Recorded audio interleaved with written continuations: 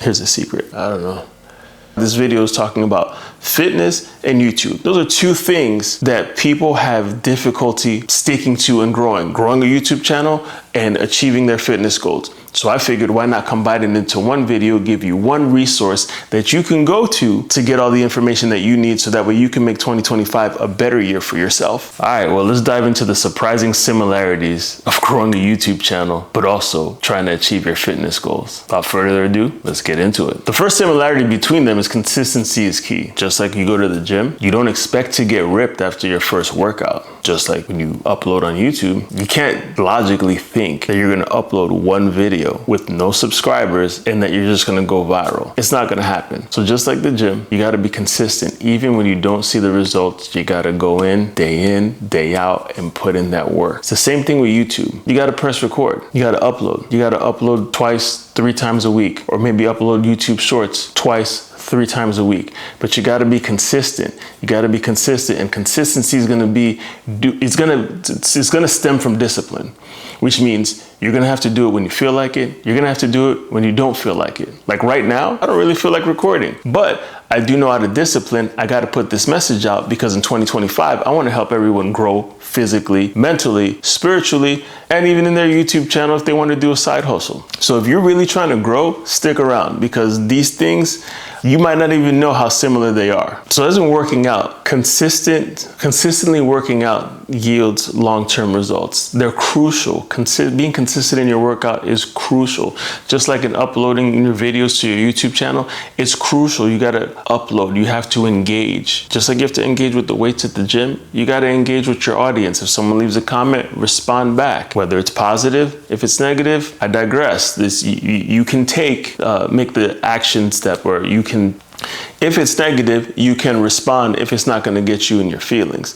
Because to be honest, the algorithm just sees it as engagement. Just like in the gym, when you're moving, your muscles just see they don't see, but your muscles only react to the engagement with the weights. If you don't touch the weights, you don't build muscle. Just like if you don't respond to comments, you don't build an audience. From what I know and from what I've seen, having 1,000 loyal fans, 1,000 loyal followers is better than having 1 million superficial followers, because subscribers are a vanity metric. Just like weight, it's a vanity metric. Someone could be 225 and completely obese according to what their BMI should be. And then someone could be 225 and be in the best shape of their life. It's all perspective. Perspective is a big thing. Always remember perspective. If you can't see a way out of a situation, try to relate it to other situations in your life. That's why this video is talking about fitness and YouTube. Those are two things that people have difficulty sticking to and growing a YouTube channel and achieving their fitness goals. So I figured, why not combine it into one video, give you one resource that you can go to get all the information that you need, so that way you can make 2025 a better year for yourself. Another similarity is plateaus. Just like when you work out, you're gonna hit a plateau. But what happens when you hit a plateau? You gotta reevaluate the game plan, and you gotta make small tweaks here and there in order to receive more results. Just like YouTube, you gotta look at the analytics. If you don't know where you're going, if you don't know where you are, how do you know where you're going? Or how do you know to get to where you're headed? If I drop you off in the middle of a desert anywhere, if you have no idea where you are, how are you going to get to your destination? It's the same thing. If you're in a plateau and you know, I want to build more muscle, and you're like, I've done everything I could do, you got to tweak it a little bit. Maybe add some more weight, maybe eat less calories, maybe eat more protein and less carbohydrates. You're going to figure it out. You got to do a little bit of a tweaking. But you have to review the game plan. Just like coaches go over the X's and O's after a football game or after a basketball game or whatever sport you would like to insert sport here. You got to review the footage, review your plan. Just like coaches do, they review the game tape, see where you went wrong, see what you did right, double down on what you did right, and minimize what you did wrong, because you want big results. And in order to get big results, you got to gauge. And if you don't gauge, how do you know where you are or how well you're doing? So just remember that. If you're uploading and uploading and uploading, and you're seeing very little traction in your videos, you may want to review the analytics to see where the drop off is, so that way you can adjust what caused them to drop off. Is it the spaces? Is it the pacing? What is it? There's something there. The analytics will tell you, and then you adjust it. Just like if you're not losing weight, you got to review what you're eating. Here's a secret. I'm going to show y'all what I ate last night as like just candy, just having a sweet tooth, and it was about 1,800 calories. And it wasn't even one. It was just like M&Ms and pies and stuff like that. I'm gonna show you. And the reason why I'm showing you is because I counted the calories, because I knew I took an excess of 1,800, probably a ton of sugar I shouldn't have. Today I went extra hard in the gym to combat that. But now I know, like, hey, you know what? I'm not gonna take that much sugar in anymore because it's counterproductive to my goals. Just how you need to check your analytics to see, hey, when I stop and I pet my dog or I start talking about my goldfish, the video drops off. So I'm gonna stop talking about my dog or my pet goldfish. It's not that hard. It's harder to be consistent than it is to review the analytics. And sometimes you will review the analytics or you'll review what you've done in fitness and it'll hurt your feelings because you thought you were doing so well, but you realize there's a gap where you can improve. So take your feelings out of it, look at the data, numbers don't lie. The third thing that they're similar in is the power of community. In the gym, I can't tell you how people get encouraged when I may step in and ask them how they're doing, how their day is, if they're relatively new to the gym, of showing them what to do, how to achieve certain results. And then there are people who have been going to the gym forever whose bodies are a little bit different, but they'll ask you. Some people will ask me, how do you get your biceps so big? Most of the time I usually get asked about my shoulders. How do I get my shoulders so round and defined? How do I get these cap delts? Hopefully the lighting is, I'll see that.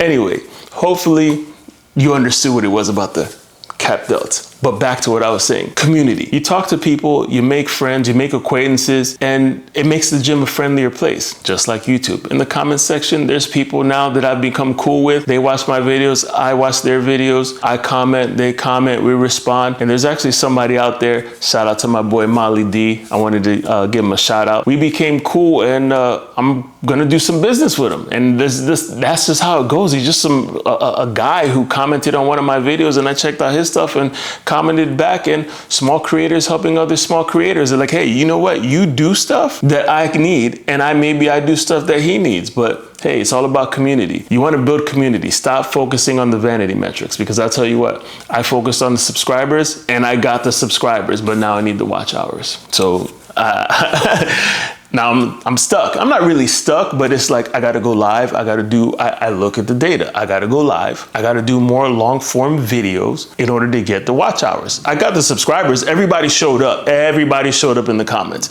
Everybody showed up, showed massive amounts of love, gave feedback, and it was amazing. And I can only tell you that I wish that on every small content creator, that you get a community going in your comments. Every time you see a bigger video and it says, smaller YouTubers gather here in the comments, go in there, check out some people's pages, connect. I've done that and it's worked wonders, and people are doing that in my videos now. So small YouTubers, gather in the first comment.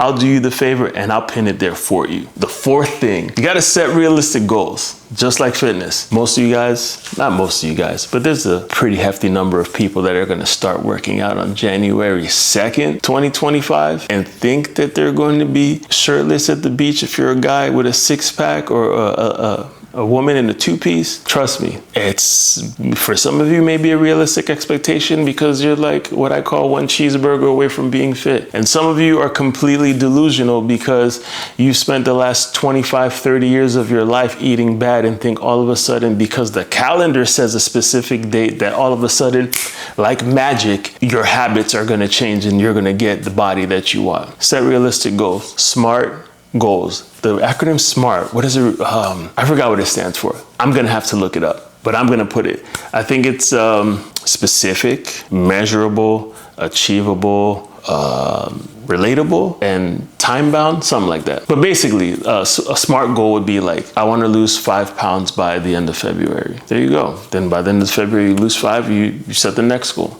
The same thing goes with YouTube. You can't just start a YouTube channel and say, I wanna be monetized by the end of 2025, but then you're not doing anything to be monetized. All right, I got my goals. I'm going for 4,000 watch hours, but in order to go get 4,000 watch hours, my SMART goal, and I'm telling you here, I'm gonna go live once a week. I'm committing to live once a week, at minimum once a week. And let's see if that works. Because if it doesn't work, at least I can say I went live once a week for 2025. Should be more, but I'm being realistic. I'm not expecting to have a YouTube play button on my wall by the end of 2025. It'd be great though. It'd be up to you guys, but it'd be great. But yeah, I would love to have one. Just as you would love to have one, just like you would love to have a bunch of muscles. Pretty sure you do. Don't be that person that is delusional and says that they don't want this only because they're scared of success. I've actually been accused of being scared of success. So you know what? To my cousin that said I was scared of success, I pressed record and I'm recording. There.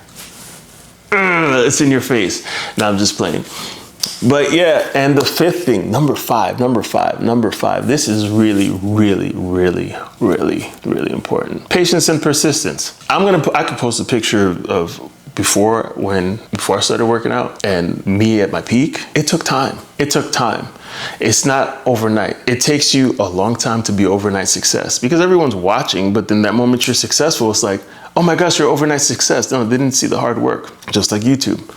I've been on here 5 years. I'm still not monetized. But guess what? I'm still going because at some point I will be monetized. So I'm pacing myself, I'm being consistent, and I'm doing the best that I possibly can to get towards my goal. I do understand, as you need to understand, there are extenuating circumstances. Life happens. There's events in life that may derail you. But what you can do is you can set yourself up for those kind of scenarios where you can record and create yourself a little backlog, which I should be doing is recording a backlog and setting it up so that way if I need to step away from YouTube for a week, 2 weeks, there's a catalog ready to go. Just like if you're consistent in the gym, you're consistent and something happens, like God forbid you catch an injury or you have to go on vacation or a business trip or something that, hey, a week off, 2 weeks off doesn't derail you because you've already set the habits for success in place. So I'm going to tell you what, stop watching YouTube, get out there and create.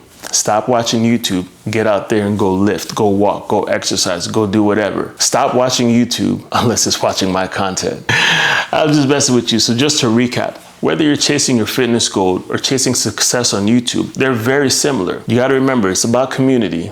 It's about consistency. It's about breaking the plateaus and analyzing where you are in order to understand where you're going. And it's also about patience and persistence. It's your boy Ed, Everyday Muscle. Hopefully this information, you found it helpful. Click the link in the description below and get yourself one of these Everyday Muscle tank tops or get yourself a hoodie. I think I got beanies or stuff like that, but I'm not gonna put anything like that out there.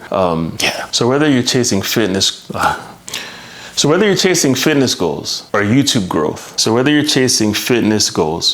growth. Remember the importance of consistency, overcoming plateaus and leveraging community, setting realistic goals and staying patient. It's your big brother Ed, Everyday Muscle. I hope you all have a blessed 2025. Let's get fit, let's get healthy, and let's grow on YouTube. Man, I don't know. I guess, let's see, is that enough? What similarities have you noticed between those two pursuits? Leave it in the comment below and I'll be sure to respond to you. All right, so voiceover says, oh, I can do that. All right, yeah. So,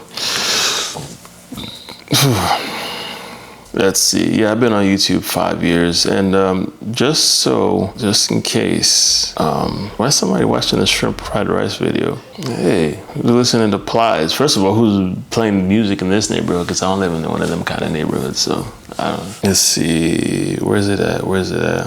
Yeah, so if you want to see how many subscribers I've grown, I don't know.